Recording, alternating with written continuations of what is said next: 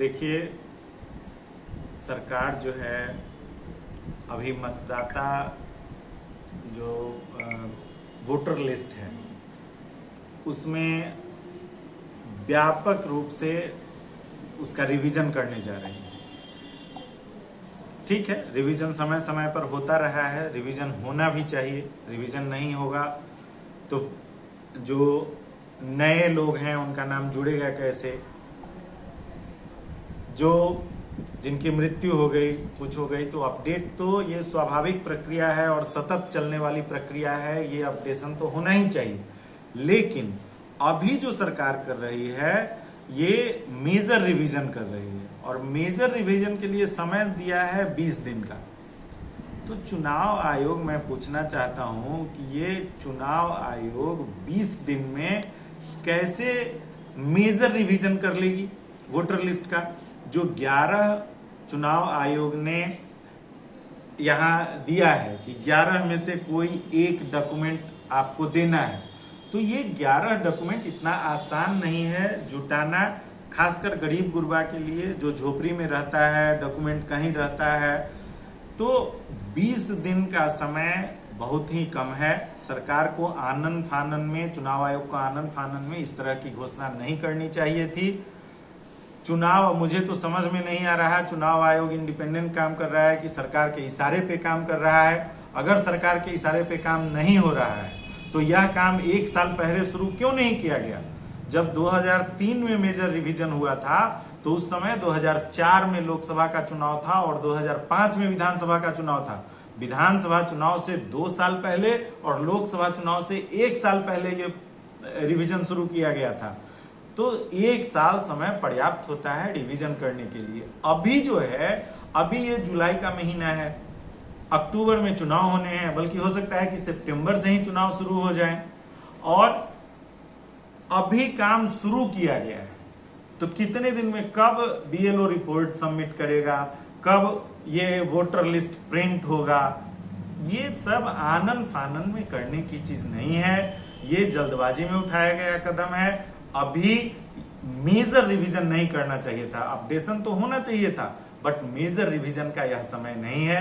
Major revision पूर्व में भी जब हुआ है चुनाव से कम 1 वर्ष पहले, ताकि 1 वर्ष में अच्छे से जिनका नाम कटा है वो अपना जस्टिफिकेशन दे सकें, या फिर जिनका नाम जुड़ना है वो जस्टिफिकेशन दे के डॉक्यूमेंट इकट्ठा करके। जो मजदूर बिहार से बाहर चले गए हैं, क्या वो 20 दिनों में फिर बिहार वापस लौट के आ पाएंगे? नहीं, जो मजदूर बाहर चले गए वो तो नहीं ही आएंगे। जो यहाँ हैं, खासकर हमारी बहुजन समाज पार्टी जो है, हमसे जुड़े जितने लोग हैं, गरीब गुरबा, दलित, वंचित, शोषित लोग हैं, तो उन लोगों का तो जो यहाँ हैं उनके लिए भी 20 दिन में ये डॉक्यूमेंट जुटाना नामुमकिन है।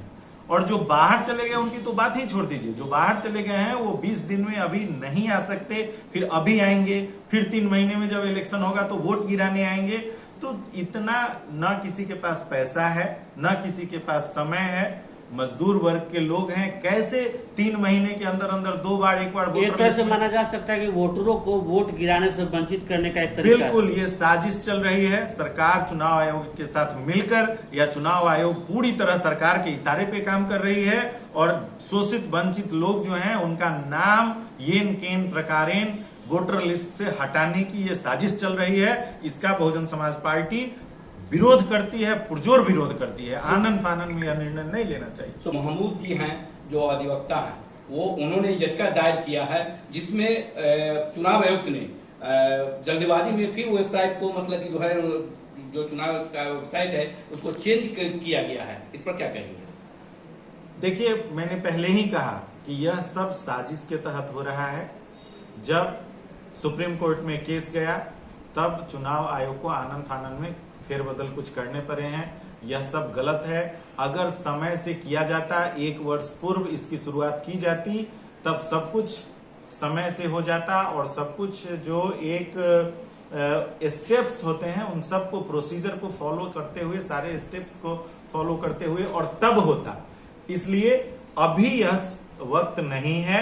नेक्स्ट ईयर या नेक्स्ट टू नेक्स्ट ईयर इसकी शुरुआत की जाए, जिससे अगला जब इलेक्शन हो तो उससे पहले पूरी तरह से निर्वाचन आयोग को इस प्रकार का निर्णय लेने की आवश्यकता क्यों पड़ गई?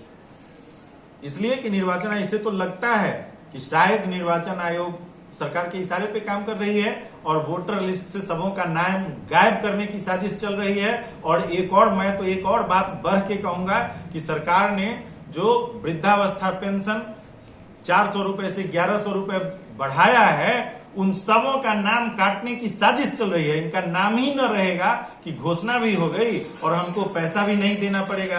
बताइए, जब इस तरह की घोषणा होगी और इस तरह आनन फानन में आप अपडेट करेंगे तो जो लोग यहाँ हैं, वृद्ध हैं, शोषित वंचित लोग हैं, मजदूर वर्ग के लोग हैं, कहां से 15 दिन में और 20 दिन में ये सारे डॉक्यूमेंट उपलब्ध करा पाएंगे? बिहार से कहीं एनआरसी का ना तो ये हो रहा है। बिल्कुल, सबों का नाम काटने की साजिश चल रही है। सरकार चाहती है कि सब वोटर से नाम इन लोगों का काट दिया जाए ताकि सरकार को वृद्धावस्था पेंशन न देना पड़े। सरकार के पास रेवेन्यू का सोर्स तो है नहीं और सरकार ने कोई योजना भी नहीं बताई है कि कैसे हम ये जो 8 अरब रुपए का बोझ सरकार पर पड़ेगा। अभी जो 400 से 1100 रुपया वृद्धावस्था पेंशन किया गया है, उससे लगभग 8 अरब रुपए का बोझ बिहार सरकार पर पड़ेगा। उस बोझ से बचने के लिए किसी को हमको वृद्धावस्था पेंशन न देना पड़े, इसलिए साजिश के तहत उन लोगों का नाम वोटर लिस्ट से गायब करने की ये साजिश है। नहीं तो ये 15 दिन और 20 दिन में रिवीजन होने वाली चीज है नहीं। इस तरह से आनंद फानन में लाने का कोई औचित्य नहीं है। हम लोग इसका पूरी तरह विरोध करते हैं। मांग करेंगे चुनाव आयोग से कि अभी भी समय है। आप जो एक सिंपल रिवीजन होता है, जो जोड़ना और घटाना होता है, उस प्रक्रिया को आप पूरी करिए, लेकिन ये मेजर रिवीजन अभी करने का समय नहीं है। मेजर रिवीजन का जो आइडिया है उसको ड्रॉप करिए और सिंपल रिवीजन करके जो भी 18 वर्ष के हुए हैं उनका नाम आप ऐड करिए और मेजर रिवीजन अगले साल 2 साल में आप करिए, ताकि अगली लोकसभा चुनाव जब हो, अगले लोकसभा चुनाव से पहले आप प्रिपेयर्ड रहें, पूरा पुनरीक्षण हो जाए, पूरा रिवीजन हो जाए और रिवीजन होकर दूध का दूध और पानी का पानी हो जाए। जो लोग रहेगा, जो नहीं दे पाएंगे उनका नहीं रहेगा, लेकिन समय तो मिलेगा। अभी तो समय ही नहीं दिया जा रहा है। 15 दिन और 20 दिन में ये तो तुगलकी फरमान है। तुगलकी फरमान जारी कर दिया, हमको जो मन में आएगा वही करेंगे। ये तो एनार्की होगी। 1987 के में जो बिल्कुल, ये कोई भी डॉक्यूमेंट जुटाना इतना आसान काम नहीं है। हाँ, जो पढ़े लिखे लोग हैं, जो शहर के मतदाता हैं, वो जुटा पाएंगे, लेकिन गांव में रहने वाला गरीब गुरबा, जो मजदूरी करने वाला वर्ग है, वो कहां से जुटा पाएगा? वो बिल्कुल नहीं जुटा पाएगा। उसमें आधी आबादी, बिहार तो आप जानते हैं बिहार पलायन का शिकार है। आधे से ज्यादा लोग बाहर रहते हैं और हर वर्ग में पलायन है। गरीब है तो मजदूरी करने के लिए बाहर है। इसी को लेकर के प्रखंड में आवासीय को लेकर के लगातार आवेदन पड़ रही है।